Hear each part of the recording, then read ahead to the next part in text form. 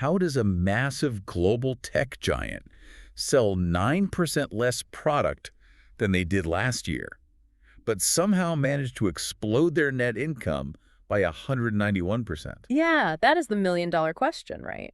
I mean, you'd assume a drop in sales means a rough quarter. Hmm.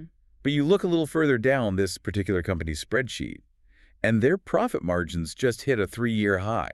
Which is wild. And they are sitting on an absolute mountain of cash. It really creates a complete paradox for anyone looking at standard business growth models. I mean, we are taught that to make more money, you have to move more units. Right. But this report just completely shatters that assumption. Welcome to this deep dive. Today we are decoding the October 14th, 2025 Ericsson third quarter earnings report. And we really have the whole stack of sources for this one. We do. We're looking at the raw financials, the CEO's business overview, the regional market breakdowns, and their forward-looking mobility report charting the course to 2030. Plus the legal disclosures. Yes, the very dense legal disclosures buried at the back. Which are crucial, honestly, because to truly understand a legacy multinational corporation of this scale, you have to read the fine print. Our mission for you today is to extract the absolute most vital nuggets of knowledge from this incredibly dense corporate data drop. Basically, we read the spreadsheet so you don't have to. Exactly. We want to help you understand not just Ericsson's financial health, but how the physical infrastructure built by this single company is like quietly dictating the future of global connectivity, artificial intelligence, and honestly, how you get your home internet. It's all connected. Okay, let's unpack this, starting with Yeah. that massive paradox. Yeah, those numbers really demand a thorough explanation because on the surface, they seem completely contradictory. So let's lay out the raw facts for you first. For Q3 of 2025, Ericsson's reported sales fell 9%, down to 56.2 billion Swedish krona. Right. And if we look at organic sales, which, strips out currency fluctuations and acquisitions to give us a cleaner picture, it's still a 2% drop. Still going down. Yet, despite selling less equipment, their adjusted gross margin hit a stellar 48.1%. That is massive. It is. That is up from 46.3% last year. And as I mentioned in the hook, net income skyrocketed 191% to 11.3 billion. Plus, you have to look at their free cash flow. Before mergers and acquisitions, it sits at a very healthy 6.6 billion. Which means they are currently hoarding a net cash pile of 51.9 billion. Yeah, 51.9 billion. It is a staggering amount of liquidity. Now, in the spirit of full transparency, the sources note a massive driver of that 191% net income jump was a one-off capital gain. Right. We can't ignore that. They divested a company called iConnective and made 7.6 billion on that single deal. Which is a nice payday. Absolutely. But even if we completely ignore that massive payout, their adjusted EBITDA margin, which is basically a measure of their operational profitability, it was still a very strong 14.7%. Exactly. So you can't just dismiss the quarter as a fluke because of one lucrative divestment. Right. The underlying operational engine is running incredibly hot. Even with fewer overall sales coming through the door. Right. I'm trying to visualize this. It makes me think of like a restaurant that served fewer customers this quarter than last year. The dining room just isn't completely full. Okay, yeah. But the owner is taking home way more money because they didn't just fire a delivery driver to save a few bucks. They implemented a smart inventory system so they never buy ingredients they don't use. Oh, I see what you mean. And they cross-train the staff so the kitchen runs on half the energy. They're keeping significantly more of every single dollar that walks through the front door. What's fascinating here is the distinction between arbitrary, panicked cost-cutting and what they are calling operational excellence. Operational excellence. Yeah. If you read through CEO Berge Ekholm's overview, he makes it really clear that this 14.7% margin is the result of rigorous multi-year cost reduction actions that are just finally maturing. So it wasn't a sudden panic move. Not at all. They didn't just trim the fat. They fundamentally redesigned how the business operates on a day-to-day level. But I have to push back on this strategy a bit. Sure. Selling off parts of your business and cutting costs, I mean, that looks amazing for a quarterly pop. But is shrinking your way to profitability really a sustainable long-term strategy? Eventually, you just run out of things to cut, right? Well, that would be true if this were just a temporary Band-Aid. But they are establishing these margins at what they call a new long-term level. A new baseline. Exactly. By optimizing their research and development and streamlining their administrative expenses, they have lowered their baseline operating costs permanently. Oh, wow. So while top-line sales are a bit sluggish right now, they've built a highly efficient, lean operation. The second that global sales volume ticks back up, the sheer volume of cash that will flow straight to their bottom line is going to be immense. Okay, so if their operational engine is running this hot and they are primed for growth, you'd assume they are printing money everywhere. You would think that. But the moment you look at their regional breakdown, you realize this isn't a global boom at all. It's a highly fractured map. Yeah, the global rollout of technology is incredibly localized. It absolutely does not happen everywhere at once. Let's look at the declines first. The Americas dropped 8% organically, Right. and India also saw a drop, which the report attributes to cautious, low customer network investments. Which makes sense. I mean, if you're listening to this in the US or India, you might have even noticed your 5G speeds haven't drastically changed in the last few months. Probably not.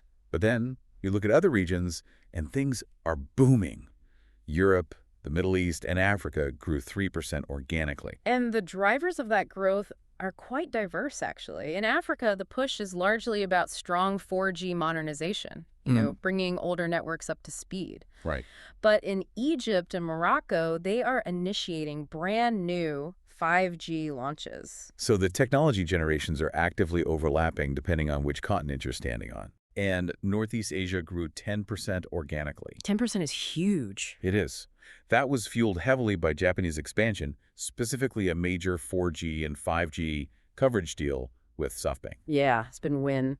Plus, Ericsson just announced a massive 8-year partnership with Vodafone 3 to supply the vast majority of their next-generation mobile network in the UK.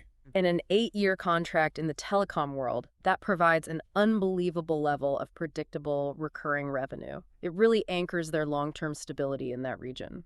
But looking at this map, I'm trying to figure out the broader trend here. Are we just seeing a global telecom slump? Well, no, not a slump. Or is this like the tech equivalent of a post-holiday shopping hangover in places like the US and India, while other regions are just starting their Black Friday rush? Because an 8% drop in the Americas sounds alarming until you read the historical context. Context changes the entire narrative. Yeah. And you hit on something crucial with the hangover analogy.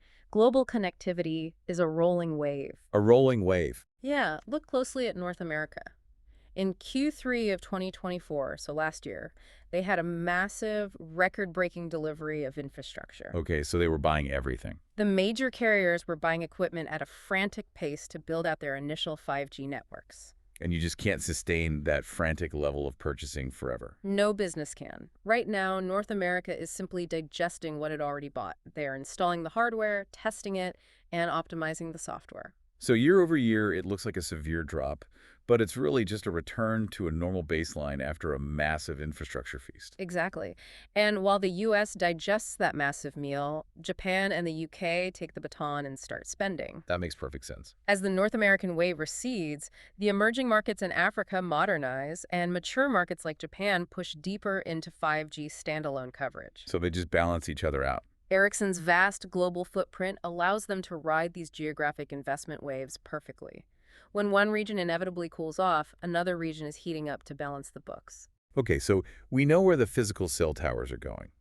But one thing that really jumps out of these sources is that hardware, the actual metal and silicon, bolted to the towers, that's only half the story. It really is. To survive the modern tech landscape, a telecom giant has to sell software and ideas. That transition from a hardware provider to a software and patent powerhouse is fundamentally reshaping their entire business model. Let's break down the cloud software and services segment. It is up 9% organically. A very solid jump. The report says this is driven by Core Network's modernization, and it boasts an adjusted gross margin of 43.6%. Now, for anyone listening who isn't a telecom engineer, the Core Network is essentially the brain of the whole operation. Right. It handles the routing, the security, and the authentication of your device, rather than just the radio signal itself. And modernizing that core is essential for things like standalone 5G. Standalone 5G meaning? Meaning the entire network architecture is 5G, rather than just slapping new 5G antennas onto an old 4G brain. Got it.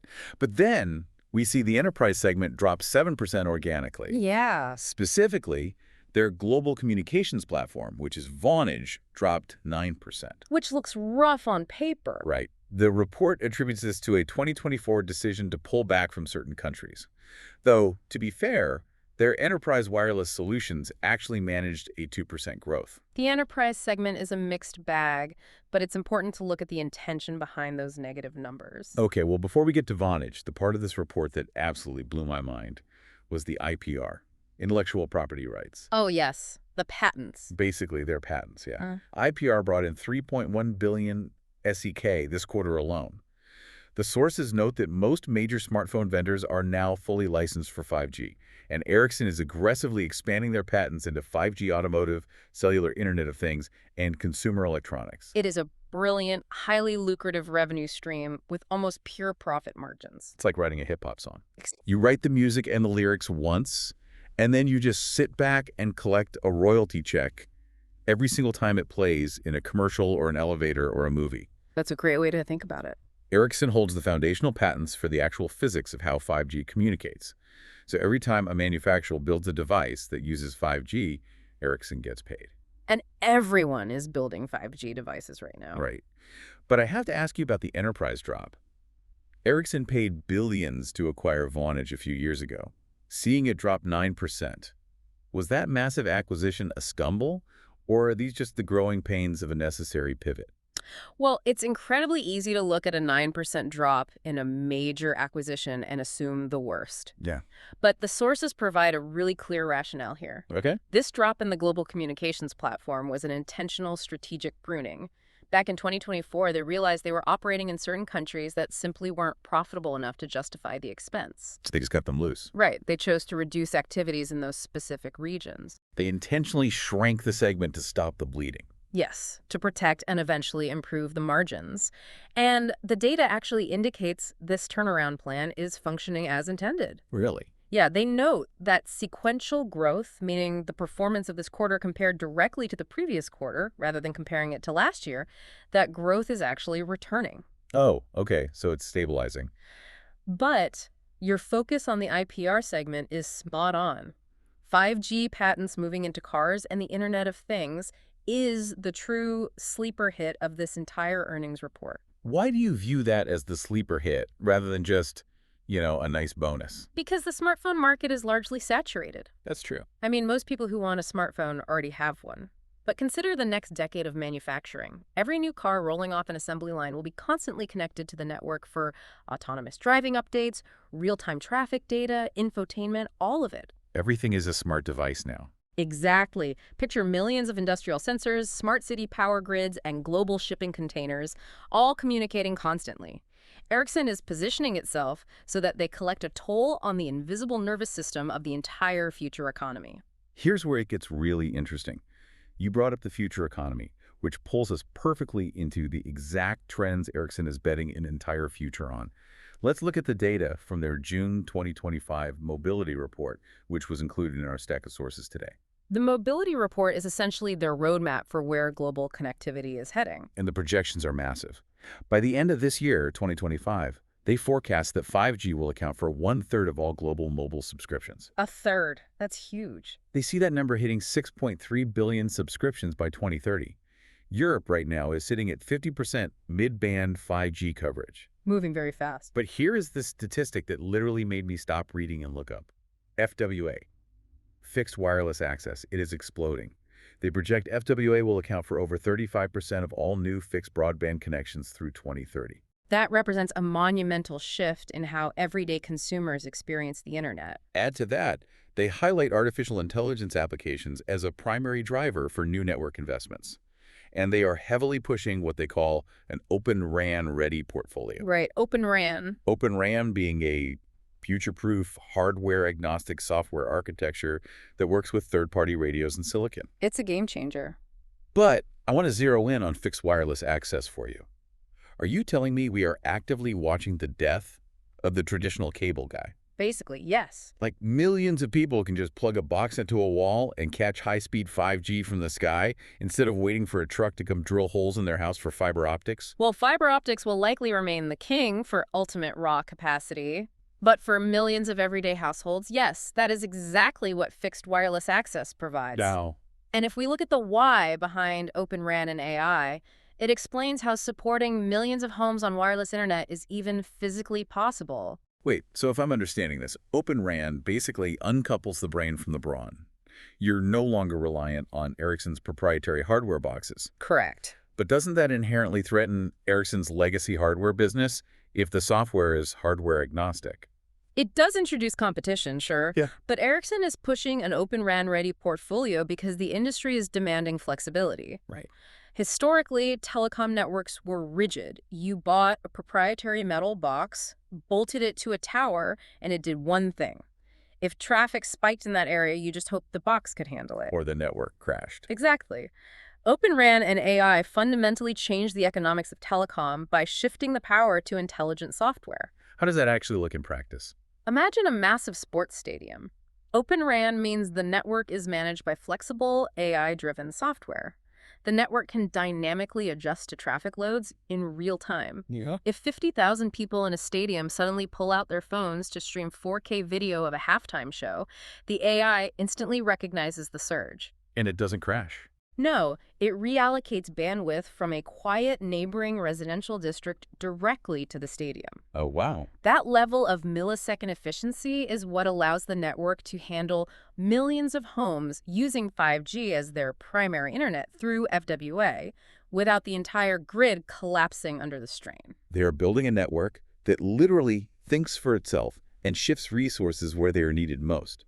That is incredible. It really is. But, it's very easy to get swept up in the shiny, optimistic tech of 2030.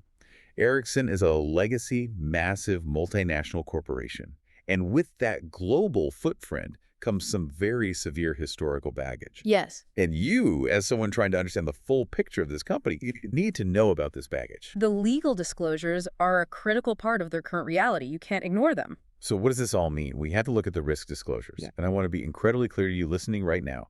We are not taking sides, we are not making judgments on guilt or innocence, and we are not endorsing any political or legal viewpoints. Right. Absolutely. We are impartially reporting the facts exactly as they are legally disclosed in the source material. Transparency requires acknowledging the liabilities hanging over the balance sheet. First, the U.S. Department of Justice is still actively investigating matters stemming from a 2019 internal Ericsson report. Okay. This investigation regards the conduct of Ericsson employees and suppliers in Iraq from 2011 to 2019. Now, the internal report itself could not determine if employees were directly involved in financing terrorist organizations, but the DOJ investigation into the matter is still ongoing. And an ongoing DOJ investigation inherently carries significant operational weight. It does. Second, there are 2 civil lawsuits currently in U.S. courts under the Anti-Terrorism Act. These are brought by victims and families of terrorist attacks in Iraq, Afghanistan, and Syria. Right. The lawsuits allege that the company made payments that ultimately aided terrorist organizations. Ericsson has filed motions to dismiss these cases and states in the report that they are vigorously defending themselves. Furthermore, they are facing legal action from their own shareholders. Yes, there is a Swedish shareholder lawsuit. A UK-funded group of 93 claimants, which are mostly funds and financial institutions, are suing Ericsson in Sweden. Over the Iraq report, right? Yeah. They're claiming damages over what they allege was inadequate disclosure of the contents of that 2019 Iraq report. Shareholders argue that hidden risk exposure ultimately affects the share price. Which is a valid concern for an investor. Pushing back on everything we've discussed today, how does a company manage to aggressively build the AI and 5G future while simultaneously fighting massive, multi-front legal battles over its past? If we connect this to the bigger picture, this is the complex, sometimes really harsh reality of modern megacorporations. Yeah. When a company operates in nearly every country on Earth, including incredibly volatile conflict zones, their risk profile is immense. And they are legally obligated to disclose every ounce of that risk to investors. Transparency in financial reporting demands laying these severe risks bare because they represent massive potential liabilities. Remember that beautiful $51.9 billion cash pile we unpacked at the very beginning of this deep dive? The mountain of cash that makes their balance sheet look so bulletproof. Exactly. It is a marker of financial health, But part of the reason a multinational caches that much liquidity is to ensure they have the financial armor to survive unknown future outcomes. Ooh, That could be a sudden supply chain shock, a shift in global tariffs, or the financial impact of multi-year DOJ investigations and civil lawsuits. there's an emergency fund. Essentially, yes.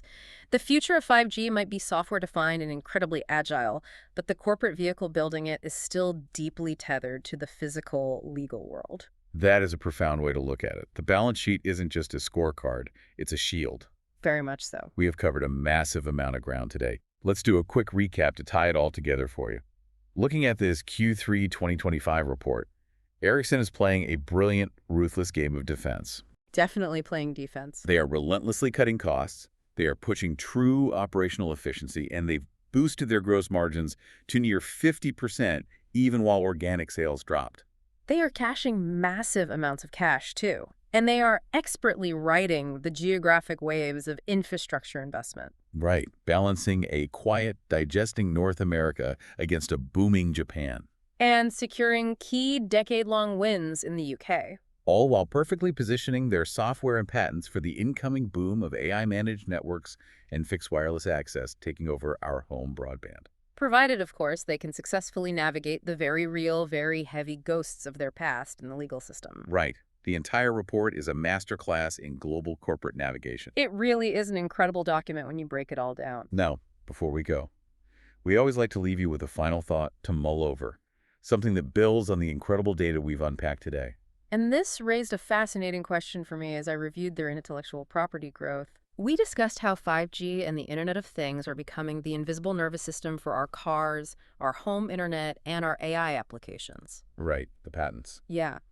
If that truly happens, and society becomes entirely reliant on this invisible web, do the companies holding the foundational patents, companies like Ericsson, quietly become the unelected infrastructure rulers of the 2030s? Wow. I mean, they won't manufacture the cars and they won't code the AI, but they will charge a toll on every single byte of data that makes them function. That is a wild thought to leave on. They aren't building the cities of the future. They're paving the invisible roads and owning the toll booths. Precisely. Think about that the next time you connect your phone to your car, or you look at a corporate balance sheet. Sometimes the most important structures running our world are the ones you can't easily see until you know exactly where to look. Thank you for joining us on this deep dive. Keep questioning the information around you, and we'll see you next time.